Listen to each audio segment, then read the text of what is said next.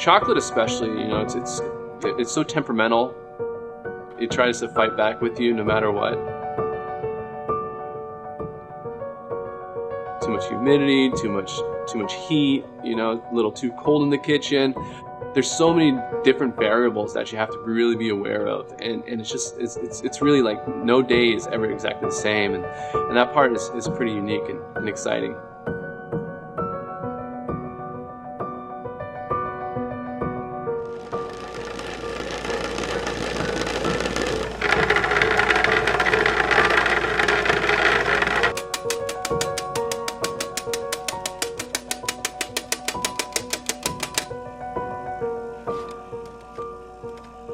There's so many different forms of inspiration too where I come up with it. You know, it could be when I'm out paddling out, surfing. You know, the only thing you're focused on is what's happening in the present. And, you know, so I think you clear your head up a little bit more. You know, otherwise you could, like if you're stuck in the same day-to-day of just being stuck in a kitchen, you know, you kind of get, you know, writer's block. So same exact thing when you're creating food. What I've been really fortunate with is being able to travel all over the world, and from every travel experience you always bring something back, whether it's an ingredient, texture, technique, or so on. You get so inspired by different cultures and cuisines that you sort of build a Rolodex of flavors in your head, and you don't necessarily like realize that you're pairing these flavors together, but you know, you start having a better understanding of how flavors work and so on. We always try to utilize fun flavors. Sake kasu, which is leftovers of the sake fermentation process. Gochujang, which is a fermented Korean chili paste. Strawberry and lychee, which I think is a fun chocolate. An ode to Porto's Bakery down in LA. This is a guava jam with cream cheese ganache. There's no limits to really what you can do. So if it works, it works.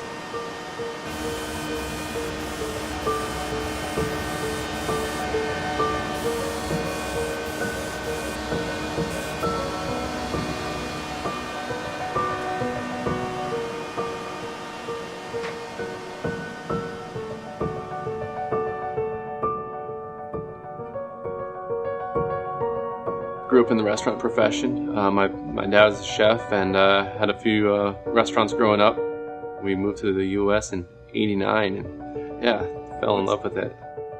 My parents opened up a restaurant called Citronet up in Nevada City, and being up there, it's a population of 3,000 people. My dad needed somebody to do pastries. So he taught me the basics of it, and that's where I really fell in love with it. The whole technical aspect of it, the precision of pastry was a little bit more strict.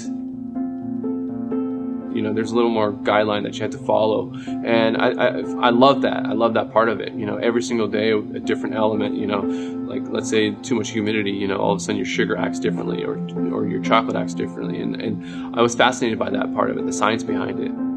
Especially temperature. Temperature, I think, is the biggest element as far as when you're working with chocolate. Every single chocolate acts differently. So it's also a lot of it has to do with working with it over and over and over, you know, repetitiously. And it's really just how you work with it and how you feel with it and the visual appearance of it. I have sort of a vision of the way I want a chocolate to look and the way I want it to taste. It's about the details in everything that we do, controlling the temperatures, just certain visual aspects of what we do, you know. So when we like clean the molds, it's mainly just because when we cap the chocolates on the back of them, we don't want that cocoa butter to sort of stream into the rest of the chocolate. You know, I mean, it comes down to technique, and there's so many people that all over the world that have great technique. To set ourselves apart from any other chocolatier or any other chocolate shop in the country is really try to play with these flavors that have been inspired by travels and growing up. It's a nice way to sort of tell a story, sort of bring somebody on our journey and create something new and unique and different.